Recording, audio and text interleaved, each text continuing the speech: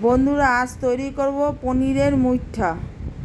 তার জন্য নিয়েছি দুটো আলু সেদ্ধ করে আর পনির নিয়ে নিয়েছি। এবার পনিরটা আর আলুটা ঘষে নিয়েছি ভালো করে।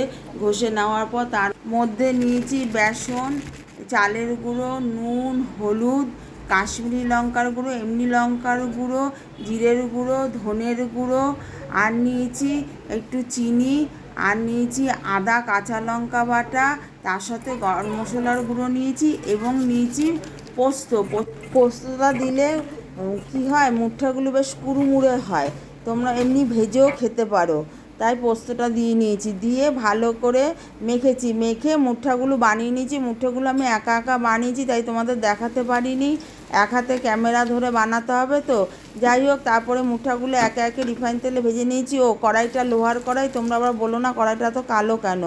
তারপর ভেজে নিয়ে ওই তেলটা অন্য আরেকটা কড়াইতে ঢেলে নিয়ে আলুগুলো ভেজে নিয়েছি। ভেজে নিয়ে জিরে ফোড়ন দিয়েছি, দিয়ে টমেটো দিয়ে একটু নাড়িয়ে চাড়িয়ে তারপরে দিয়ে দিয়েছি আদা, কাঁচা লঙ্কা বাটা, তার সাথে জিরের গুঁড়ো, ধনের গুঁড়ো, 2 রকম লঙ্কার গুঁড়ো, লবণ, হলুদ দিয়ে ভালো করে কষাতে কষাতে তার মধ্যে দিয়ে দিয়েছি কিছুটা গরম মশলার গুঁড়ো, দিয়ে ভালো করে কষিয়ে দিয়েছি গরম জল দিয়ে, এবং তার সাথে আলুটাও দিয়ে দিয়েছি। যখন আলুটা সেদ্ধ হয়ে তার সাথে ঝোলটাও তৈরি হয়ে গেছে, তখন পনিরটা দিয়ে একটা উতাল দিয়ে আর একটু গরম মশলার গুঁড়ো দিয়ে নামিয়ে ফেলেছি।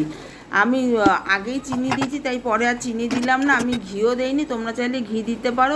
তৈরি হয়ে গেল পনিরের মুইঠা।